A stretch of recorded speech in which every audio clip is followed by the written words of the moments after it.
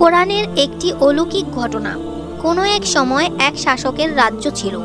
সেখানে মানুষ মূর্তি পূজা করত এবং শিরকে লিপ্ত থাকত।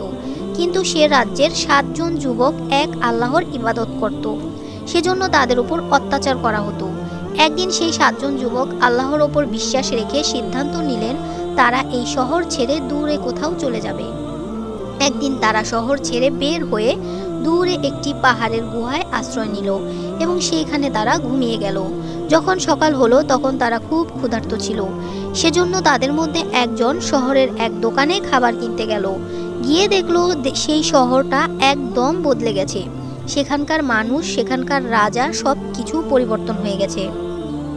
সে যুবক যখন খাবার কিনে দোকানদারকে মুদ্রা প্রদান করলো, দোকানদার মুদ্রা দেখে বলল, এটা তো 309 বছরের পুরনো মুদ্রা। এই মুদ্রা তুমি কোথায় পেলে? এটা তো ওই বাচ্চার আমলের মুদ্রা। তখন বুঝতে আর বাকি থাকে না তারা 309 বছর ঘুমিয়েছিল।